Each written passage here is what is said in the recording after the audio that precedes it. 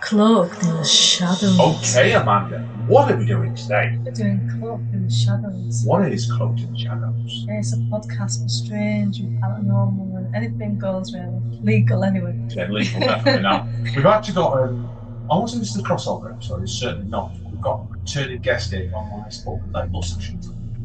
This lady, we just told her 2 minutes ago, was a big influence actually on us doing Cloaked in the Shadows. So it kind of makes sense to get her on. We've got the whole guest here today on Solstice. Now, obviously, Kirsty, we've chatted before, so I'm going to introduce you to everybody that obviously won't have heard you. So tell us about what Solstice is and what started you all off, and we'll start from there. Yeah, absolutely. Well, first of all, thank you both for having me. I'm very excited to be back on your show. So my name is Kris Sumner, and I'm the founder of Soul Sisters Paranormal, which is an all-female paranormal investigation team that goes to haunted and historic locations across the U.S. And we really try to tell the historical narrative of these locations, really trying to put that story out so people can understand the history of the location. And then we couple that with any paranormal or what we call unexplained evidence that we find during our investigations. We started in 2014. It was actually a girls' trip. We started on a girls' trip to the West Virginia State Penitentiary, and we just happened to be able to go in one night. And it was really just more of something that my sisters and I wanted to do to really kind of explore the location. Really didn't have the mindset of forming a paranormal team or anything like that. But when we went into the West Virginia State Penitentiary there in West Virginia, we found things that we couldn't explain. Footsteps, door slamming, disembodied voices when we knew that there was nobody else in those cell blocks or hallways. And for us, that really kind of catapulted us into paranormal investigations. So we've gone to numerous locations around the country, haunted and reportedly, haunted locations, very historic locations. And that's really kind of what we do. Yeah, we put those all in documentary videos and put them on our website and YouTube channel. I'll say, supposed to work clarifying people originally, it wasn't just you and your sister, it was the team, wasn't it? It's yes. Just you and your sister now. So to clarify to people, well, who was in the team originally, who did it?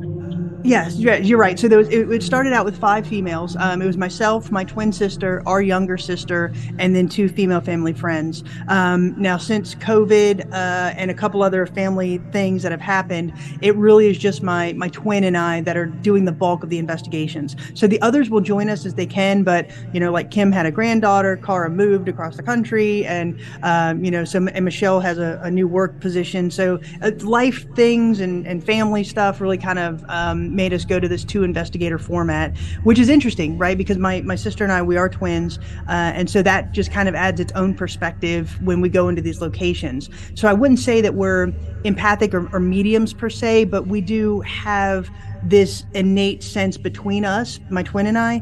And so I think that's what makes our investigations a little bit unique when it's just she and I on these investigations. So to your point, Andy, yes, right now we are operating as a 2-person team. Yeah, I know a few people that are twins, and it's interesting actually. And we've had this before now. People said we've been Amanda.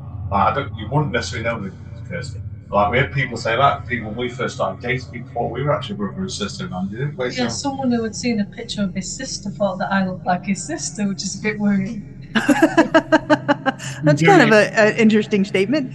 I'm not sure how to take that.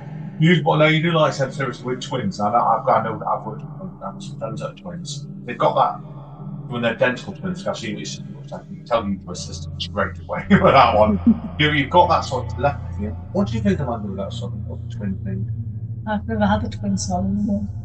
I've got an older sister. Oh, I've got an older sister, but I'm glad we don't look alike. You do. I think there is something there in it. I think it's just very. You can both make a decision probably a lot quicker, can't you? Than if they say it's 5 of you, sometimes things. Yeah, and that's an interesting way to say that. So my twin and I, like I said, we are identical, so we are very close. I talk to her 4 or 5 times a day. That's how close we are, even though we live in different states. She's my best friend. And so when we go on these investigations, to really have her with me, it is one of those things where it's really easy for us to know what the other one is thinking, what we're going to do here, what technique we're going to try, and just to have that innate sense between the 2 of us. It's really fascinating to go on these investigations when it's just the 2 of us, because I think we get some interesting results more so than a large group would get, or a co-ed team or something like that. No, I agree. Amanda, I know you're onto your first question. Yeah, was your interest in ghosts a lot growing up, or was it something that you sort of developed an interest in later on in life? So my sisters and I, we've always had this fascination with the paranormal. We all come from a research-minded background, and our parents really did a good job of even though we have a spiritual belief, a Christian background, they really did a good job of allowing us to really formulate our own thoughts on the afterlife and paranormal and what that in our minds looks like. And so we've always had this innate sense of that there is something that's going to happen after this. And so we would watch the television shows like Ghost Hunters, Taps, all of that stuff, Ghost Adventures. And we found ourselves saying, why didn't they ask this question? Why didn't they use this technique? Why didn't they stay longer here and do this? And so we said to ourselves, if we ever had the opportunity to do an investigation on our own, we would jump at that chance. And that really presented itself with the West Virginia State Penitentiary investigation. As I said, it was just a girls' trip, and we had a family friend that sat on the board of that facility, and he allowed us to go in for a night and really kind of do our own little investigation. And so once we saw that there are things that we couldn't explain and we heard things that we couldn't explain in that location, we really wanted to take this a step further and see if we could, one, go to these locations and kind of debunk some of the claims, or if not, validate them and try to figure out why they're occurring. And so it was really that sense of research and exploration that led us into what we're doing now. I'm interested to learn, obviously, with Kirsty, and I think we may have touched on this and spoken later before, but people can always check back if they want to. But how has your approach on the investigation changed over time? With you obviously doing it for quite a number of years now. And that is a great question. So when we first started, we were really kind of driven by some stuff we had seen on popular television shows, right? Some of the stuff, the techniques that they were using. And that really kind of changed when you find out or you realize that a lot of the television shows are in it for sensationalism, right? Their entire reason for being is to build an audience base, to get advertisers, to get revenue. And so it's very different than what you see on a television show. And so the first couple of investigations, while we did try to mimic some of those techniques that we had seen prior, we really wanted to kind of form our own techniques as well. And so that did evolve over time, and we're still evolving. We're still learning different tools and techniques that we take with us. One of the things that we really pride ourselves on is inventing or coming up with inventive ways to use what we call trigger items. And by that, I mean taking an item into a location that is designed to elicit a response from a spirit. So for example, if we go into a jail or a prison, typically those inmates would smoke in there. So we'll take cigarettes. If you go into a bar, typically you're going to find alcohol, right? So we'll take in beer or vodka or whiskey or something like that. Here in the historic Scott County Jail, which I'm sitting in right now, moonshine was a very big issue in the turn of the century. So we'll bring moonshine in and use that as a trigger item. And so all the locations that we go to, we try to formulate at least 2 or 3 different what we call trigger items or techniques that we'll go in and try to use to elicit a response. Oh, yeah, that's done completely. What do you think of this one? It's kind of dark. It makes sense what you're doing, and it's straight away. If I ever come back as a ghost, I want some Baileys. You're making notes of that, because when we get up there, bring a Baileys. I'll bring it around to the shadows. There you go.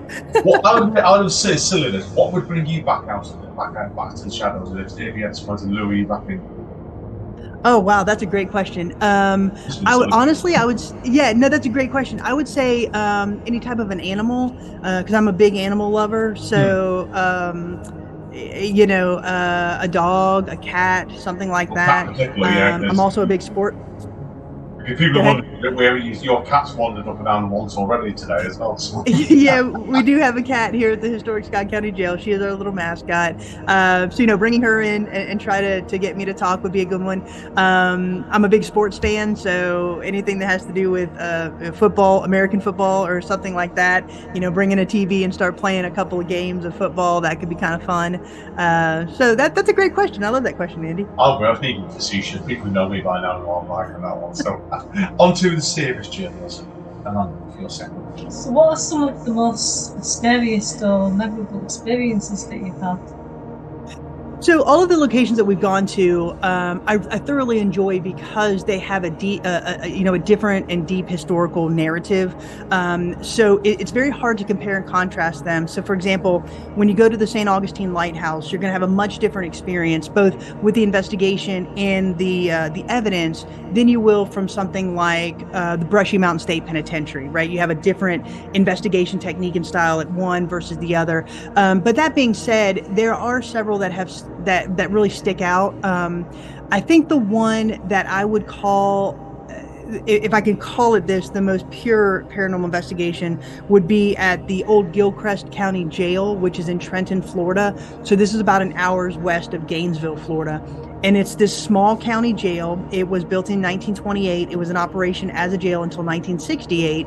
And then it sat vacant up until the early 2000s when a private owner purchased it and allowed people to go in for paranormal investigations. So it's not in the greatest of areas, right? When it sat vacant, it was used as a drug haven where people would go in and have, drug deals.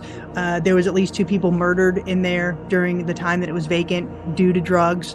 So a lot of, nefarious activity went on there while it was sitting vacant. But the first time I went, I've been a couple of times, but the first time that I went, it was with my best friend and business partner, Miranda Young from Ghost Biker Explorations. So she and I had met and we became fast friends, and she's also a paranormal investigator. So we collaborated on this first investigation at the Gilchrist County Jail, and it was fantastic. We were capturing disembodied voices. We were both being touched.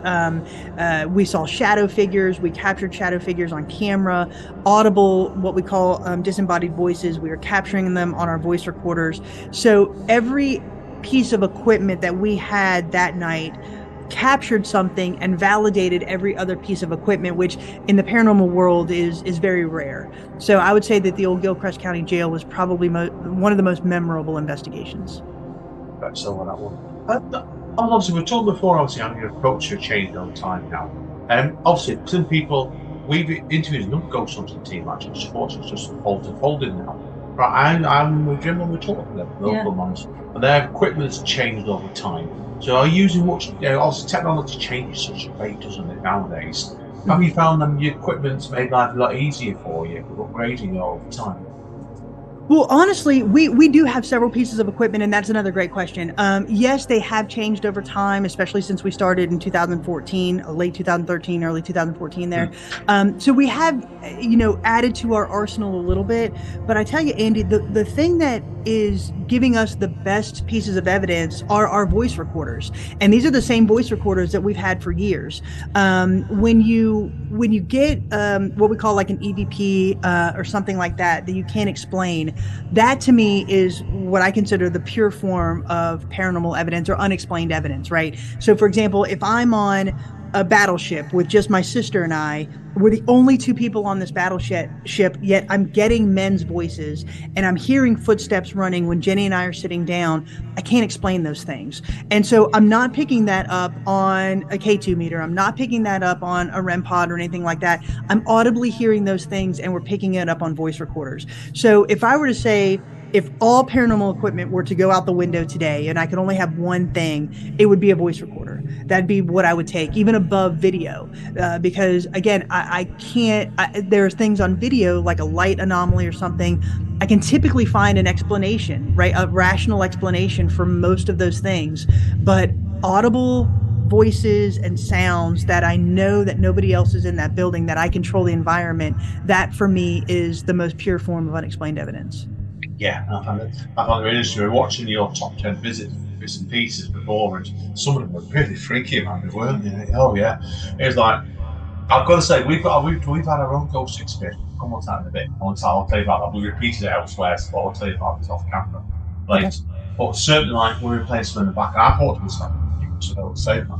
When you heard some of these voices, I was thinking, no, I'm not hanging around it. Straight out. Yeah, and there are some there's some instances like that, right, where you hear something in the moment and it does kind of send you into that fight or flight type of a situation. But for us, it's more fascinating than anything to know that you're in these environments where there's nobody else and yet you're hearing these voices. That to me is incredible. Yeah, no, completely with it. Have you got any more questions to them? Yeah, it's about the investigation process. So from like starting like to think you want to go investigate a particular place, do you actually have to do then to make it happen so that you can go investigating? So our process for investigation, there's several ways that we first find the location. Either we pick out the location and we say, okay, this is a place that we've heard about, like the Villisca Axe murder house or the Lizzie Borden house, where we know we want to go to. So we'll seek those places out and then we'll go and do that investigation. We've had other instances where locations will call us and say, hey, we know what you do. We like your style. Will you come and investigate? We're inviting you to come and investigate our location. And then we get the members of the public that say, I have this house or I have this property that I think has some type of activity on it. Will you come and investigate? So that's really the three ways that we find the locations. Now, the locations that we video and that we put on our YouTube channel and our website, these are what I call larger commercial locations, right? They have a historical narrative, but they're also making money. They're also making revenue off of paranormal. So you can go and investigate these. You pay a fee to investigate. And so that's what we've done. And so our process really begins by getting to the location, and we take a day tour of the location because we want to see it in the light and really look for a couple of things. The first is any environmental factors that could influence our investigation during the night. So train traffic, vehicular traffic, stop signs, stop lights, airplane noise overhead, any kids in the neighborhood or anything like that, that if we hear it during the night, we can say it's more than likely a natural cause to this phenomena. So we look for all of that. And then also during the day, it allows us to scout out where we're going to leave our stationary equipment. So our stationary cameras, our stationary voice recorders, where we want to put those trigger items. And then that cuts down on the time we need to do that at night when we get into the location. And then when we get to the location at night, we deploy all of our cameras, we deploy all of our voice recorders, we set up those trigger items, and then we proceed throughout the night going to various areas of the location, really sitting down and conducting what we call EVP sessions. So we'll sit down and we'll ask questions, essentially talking into the dark, hoping that we get an audible response, or at the very least something that will pick up on our voice recorders that we'll analyze later. So we typically spend about anywhere from 6 to, in some cases, 24 to 48 hours in a location. And then when we're done with the investigation, we collect all of that equipment, and then we go through, we actually sit down and we listen to all of the audio and we watch all of the footage that we captured. So if I've got 10 voice recorders running for 10 hours, I'm listening to 100 hours of audio. And so we go through it just like that. We don't run it through any software or anything like that because we want to hear it and see it as we captured it. And then once that's done, we'll go ahead and finish up our research, because we do research beforehand. And then we'll finish up our research to really get a good documentary hold on the research. And then we'll put together a video and highlight all of that evidence. Kind of that kind of tails into the next question I want to ask, which is going to be the last question of part one. So there's other stuff I want to talk about particularly about where you're living at the moment. We'll come on to that and do that part two, knowing you. But I think we're going to tell you our ghost story in part two as well, so we can get your reaction live on there. I think that's a good idea. We'll do that, right? So, but I know at the moment, since the last time we spoke, firstly, and this is kind of linked into what you're up to at the moment, because I know you've just done a new investigation fairly recently, haven't you, at the old hospital in College Hill. I know obviously that's to be uploaded yet into the website, but tell us first of all, how did it come? It was fantastic. So the old hospital on College Hill, this is in Williamson, West Virginia, and it's a small little mountain town. And this hospital really saw everything from birth to death. In fact, one of the owners and founders of the hospital, he was actually also a veterinarian. So he would allow horses and dogs and cats to come into the hospital, and he would treat them in the operating rooms of this hospital. Right, that's how rural this town town is, but it's a 4-story hospital. It does have a basement in the bottom as well. And to us, it was fantastic. It was just Jenny and I on this investigation. Now, the one problem that we did have that night is that night they experienced hurricane force winds for about 6 hours. Yeah, so it kind of interfered with our audio a lot. But we still have, several hours of really good audio. I'm going through all of that audio now, and then we can put together the video. But that night, there was one instance where we actually heard some disembodied voices. We did capture some on the audio that I've already listened to. We did capture some disembodied voices. There was one instance where we had put a K2 meter, which is a meter that measures electromagnetic energy. We had put it in one of the rooms, and Jenny and I were back out into the hallway. But we had our cameras on this K2 meter just sitting in the room by itself. And we started asking questions like, are you a male? And nothing happened. And then I said, are you female? And it started lighting up. And then we through a series of questions, we were able to determine that this was a young female and that she had a baby that she was forced to give up for adoption. And so it was a very interesting back and forth with this K2 meter. And so it was, for us, an amazing investigation. It's just one of those locations where you just get some really good unexplained evidence. That's fascinating. It does indeed. Obviously, to clarify people, have you got roughly when you're going to release this on your website? I'm not sure when we're going to release that one, but we do have all of our other investigations up on the website so far, which is www.soulsistersparanormal.com. Our most recent video was the USS North Carolina. Again, this is an investigation that just Jenny and I were on, and it was a battleship that's in Wilmington, North Carolina. Fascinating story. I think the history fascinated me more than anything. And but we captured some great evidence. Like I said, there was the two of us on this ship, but yet we're hearing men's voices. They're intelligently talking to us, footsteps running up on the decks overhead, whispers, bangs, knocks. It was just a great investigation. That sounds fascinating. Yeah, it was. It's a really good investigation. I remember looking at that one. Was it last year you did that one? Or we talked and spoken later? I can't remember. Yeah, it's. I think we did talk like either right after I had done that one or right after I released that one is the last time we spoke. I know. I remember. I've seen it even before that or afterwards. It does ring a bell. It's brilliant. What is because there's a couple of things I want to bring up in the second half anyway. So the second half's a bit more less structured. There's a good way of putting it in there, isn't it? So yeah, what we'll do is we'll wrap up part one here. Obviously, I've got a minute to spare this. Tell people again where's your website again, so if people want to read up more on your team. Yep. So the website is www.soulsistersparanormal.com. We're also very active on Facebook under Soul Sisters Paranormal, and then our YouTube channel is Soul Sisters Paranormal. Perfect. Right, we'll wrap up part one. Yeah, it's coming a regular habit. So Cloaked in the Shadows line, doesn't it? So we have 2 short episodes. But yeah, this is great because come back to part 2. You'll may have some bit more off-the-wall questions. I've got something I want Kirsty's opinion on. And I don't think it's been asked before, so I'm not listening. Cloaked in the Shadows.